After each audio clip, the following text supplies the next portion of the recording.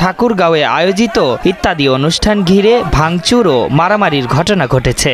9 জানুয়ারি বৃহস্পতিবার সন্ধ্যার পরে ঠাকুরগাঁয়ের রানী সংকৈলের রাজবাড়িতে ইত্যাদির অনুষ্ঠান ঘিরে এ ঘটনা ঘটে। এ ঘটনার ভিডিও এখন সামাজিক মাধ্যমে ভাইরাল। জানা গেছে, ঠাকুরগাঁও জেলা জুড়ে প্রায় 2000 প্রবেশ পাসের ব্যবস্থা করেছিল ইত্যাদি কর্তৃপক্ষ। তবে অনুষ্ঠানে লাখো মানুষের সমাগম হয়। এক পর্যায়ে চেয়ারে বসাকে কেন্দ্র করে অনুষ্ঠানে বিশৃঙ্খলা সৃষ্টি হলে ভাঙচুর ও মারামারির ঘটনা ঘটে। কর্তৃপক্ষ একাধিকবার পরিস্থিতি শান্ত করার চেষ্টা করেও ব্যর্থ হয়। উপায় না পেয়ে অনুষ্ঠানের মাঝপথে এসে স্থগিত করতে বাধ্য হয় কর্তৃপক্ষ।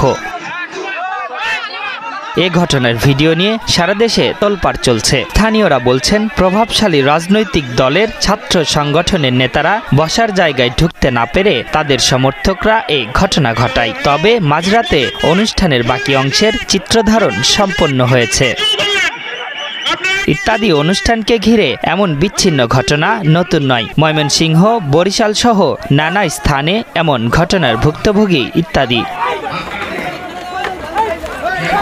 অনুষ্ঠানটি বিটিভিতে 1989 সাল থেকে প্রচারিত হয়ে আসছে। এর উপস্থাপক হানিফ সংকেত। তিনি নিজের প্রজ্ঞা ও মেধায় সব সরকারের আমলে বিটিভিতে ইত্যাদি অনুষ্ঠানটি প্রচার করে আসছেন, যেটা বাংলাদেশের গণমাধ্যমের ইতিহাসে বিরল ঘটনা। এই ম্যাগাজিন অনুষ্ঠানে দেশে বিদেশের নানা তথ্যচিত্র দেখানো হয়। মানবিক সত্য ঘটনার সংবাদ থাকে।